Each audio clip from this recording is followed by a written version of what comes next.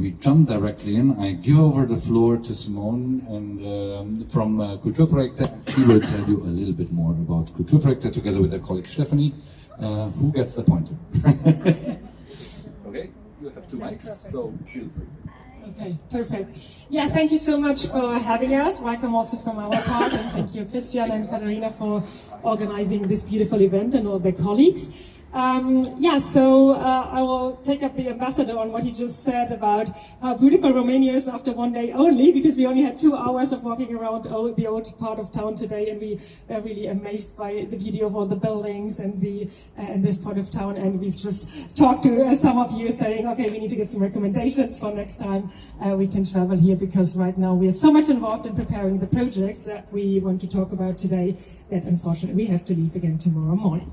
So, Stephanie and I work for a company called KULTURPROJECTE Berlin. We are a city-owned company owned by the city of Berlin, working completely on a not-for-profit basis. And what we do is we organize a lot of cultural events in the city of Berlin, and I want to introduce a couple of them before we come to the anniversary of the Fall of the Wall, our main topic today. So what we do is we bring a lot of partners together in Berlin: museums, galleries, the art scene, the memorial sites for large events. One of them, the most known one, is the museum night that just took place at the end of August, and it's an annual project, so everyone is invited to come next August again at the end of the month. We have like around 70 museums taking part each year, and they're kind of showcasing the treasures of the museum landscape in Berlin. We had 45,000 visitors this year for the museum night, and while it was invented in Berlin in 1997, I think it's now been copied all over the world with all sorts of long nights of something, not only of museums, of science, of libraries, and we are very glad that it's still kind of a success and one of the largest cultural projects in Berlin, and that we can make museums more accessible to all to a broad audience, because there's a lot of programming. There's karaoke, there's salsa, there's guided tours, there's looks behind the scenes and basements and archives, and so it's a regular annual event. Another event is the Berlin Art Week that just took place 2 weeks ago, and will once again happen next year in September.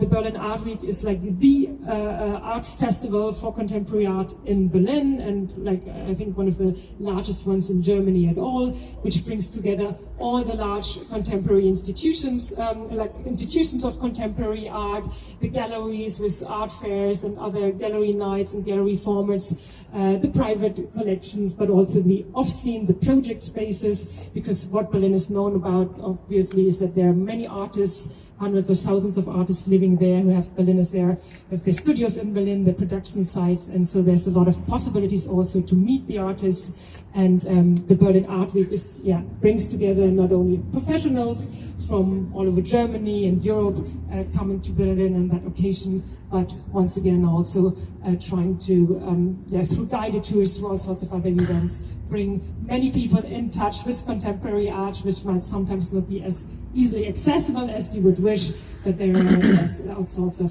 formats during that week inviting people into the contemporary art institutions. And just one look into next year.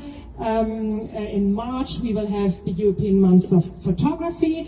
European because it is part of a larger network of European photo festivals. It is the largest photo festival in in Germany. Maybe not in Europe, but still it also brings together 100 partners in Berlin dealing with photography, focusing on photography, and the opening days will take place in the beginning of March with performances, events, discussions, talks, and we're very much looking forward to that event in March next year. So this may be just a slight overview of what we are preparing right now for next year. And one of our main jobs, apart from that, is always to look at the anniversaries, at commemorative dates that Berlin kind of, looks back at, historic dates that we kind of want to deal with. And one of the most important ones, certainly for not only for the city of Berlin, but with an impact in Germany and Europe, is the fall of the Berlin Wall 35 years ago. And we did celebrate that, and we do celebrate that in Berlin every year, every 5 years with large-scale events. We did so in 2009, and in 2014 you see these pictures of a large light installation that marked the former course of the wall for about 12 kilometers through the inner city. And in 2019, we focused on the sites of the peaceful revolutions with large projections. We were just talking about the projections here in Bucharest last week, so they weren't as big on one building, but spread throughout town. So that was also very impressive for many Berliners to see. And so this year, once again, the anniversary is coming up. We'll take what the ambassador said earlier about this period of time and what it means for us today, because the fall of the wall was preceded by far-reaching protests not only in the former GDR, but also in many Eastern European countries, with Solidarność in Poland, with the upheavals in Hungary. And without these movements in Eastern Europe, whatever happened in Berlin, in Germany, would not have been possible. And in the summer and in autumn 1989, the people in the GDR took to the streets, and they demanded all sorts of basic rights. The right to travel, the freedom of speech, freedom of assembly, freedom of opinion, and they overtook their fear, and they took all the courage they had to make that happen and to take to the streets, knowing what such a repressive system, what such a dictatorship could do to them. And so what we want to do during this anniversary is we want to focus on these people. We want to honor the people that were that courageous and brought the wall to tumble down. And I think this is something that also we can probably align here with Romania. The protests started a bit later in December 1989, and unfortunately they didn't remain that peaceful, but were met with violent crackdowns. But still, I think it's even more important to honor the people and commemorate them who fought also for the world we live in today. And so in a time also where many democracies worldwide are under increasing pressures, even in our own country, we feel that it is important to stand together and preserve our democracy and realize that the values from back then, that democracy and freedom are basic values with the basic rights that are still extremely important today. So these are some of the banners, the posters that the protesters took to the streets in '89, and we will also reproduce some of them and just put them on display for the events on the 9th of November. But most importantly, we wanted to get in touch with the Berliners and people from other places. And in spring, we started a call for participation and asked people to think about questions such as what do these values, what do freedom and democracy mean today for our society? In what state is our democracy in? What does freedom mean for each individual? And what do we want to take to the streets for today? What do we want to fight for? Which walls would have to fall today? So together with many partners from the whole society, museums, but also companies with their employees, the church, the schools, but also dissidents from all over the world. They invited people to come together in workshops, in discussions, and other events to just simply discuss these questions, and then take this transparent from '89 as inspiration, but most importantly as stylistic devices to bring their thoughts, to bring their voices on posters as well. So they started painting, taping, drawing signs and posters for our anniversary celebrations. And what we find really beautiful in this is that we do not organize an event just simply for visitors to come and be guests at, but we organize it with the Berliners together. They shape the anniversary. It is their voices that are being heard, that are being put on display.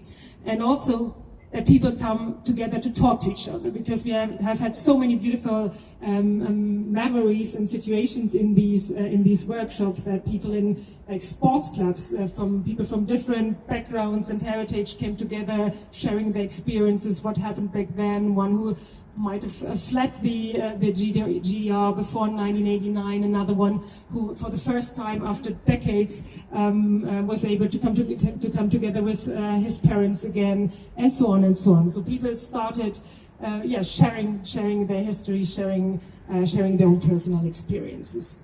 And what we want to do is on the 8th and the 9th of November, we will put all these banners, all these signs on display. We will once again mark the former course of the wall for about 4 kilometers in the inner city along a certain point that some of you might do, like the Brandenburg Gate and the Checkpoint Charlie. And on this 4 kilometers, we will put a huge presentation and installation of all these thousands of voices. There will be around 5,000 people, or even more than that, who will have participated by then, and we will share their stories and invite people to come to this place, to walk along this installation and dive into these stories through screens and guided tours and a lot more. And also, once again, it will be possible to actually become aware of the dimension of the Berlin Wall, because nowadays it is hardly visible anymore in the topography of the city. It is hardly recognizable anymore, and we often see tourists or people who were like of younger generations or who moved to Berlin recently and who are asking, like, so where was that wall? You cannot even imagine it anymore. So once again, it will be made visible, and it will be a strong expression, a strong voice for freedom and democracy in the center of Berlin on the 8th and the 9th of November.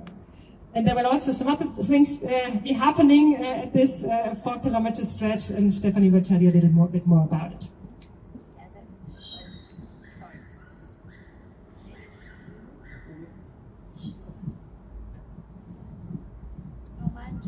Now it does work. I think it stopped working because I didn't use it for so long. Hello from me as well. Thank you to my colleague for all the explanations and the wonderful stuff you showed us before. As you said, there will be a lot of stuff to see. All these posters you can see here, they will be assembled in a book. This book will be free to take for everyone who visits the festival on the 9th and on the 8th and 7th. And this book will not only contain all the posters, all the people made, all their names, so they can take this book home as a reminder. I took part in this.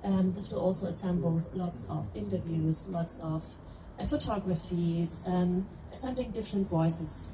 There will be like some historic facts, but also some humorous facts as well. So, what else can you do? All the posters will be accompanied by an outdoor exhibition. This exhibition focuses on what happened 35 years ago, but it also looks into what can we learn from it today.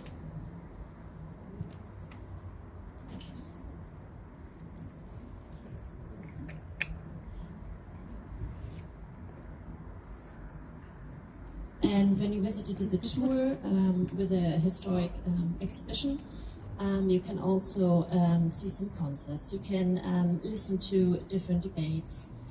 You can book a tour and learn more about the fall of the wall. You can learn more about the different sites in Berlin along this installation.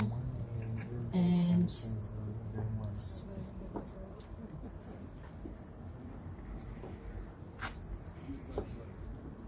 then we come to the evening of the 9th of November, because this will take place on the 8th and the 9th, and then we will conclude with a large celebration in the evening, and that will all be about music, because music is often what brings people together, what plays an important role sometimes also in revolutions. There's sometimes songs of the revolution or songs that certain people associate with these kinds of movements. If you ask people, okay, what is your sound, what are your songs of 1989, you always get similar answers, sometimes different if you ask someone in the East and the West, but if you bring them together, you do have your soundtrack of 1989. So this is one that we want to take the people up on. And we just community or published an open call for musicians, all sorts of musicians playing guitar, playing drums, playing brass, to form the largest band that Berlin probably has ever seen, of several hundred people. And we will invite them for a large concert that we will orchestrate along that stretch of 4 kilometers at certain points, of course, along the former course of the wall, but the concert will be audible over the stretch of 4 kilometers. And so we will invite everyone to make music together, to celebrate together, and if people feel to sing along, they're also very well invited, because they will know the songs that we will speak of that time, of the hope, of the joy, of the strive for freedom, and with one of the songs of Patti Smith saying that people have the power. I think many people will join in, and that will be the grand finale of that weekend, of the anniversary weekend, and of the 9th of November. And I think the celebrations or the anniversary will go on after that as well, because the peaceful revolution obviously didn't end there. It went on until the first free election in 1990, but this weekend is where all the magic is happening, and where we will celebrate and look back on that event. Thank you very much.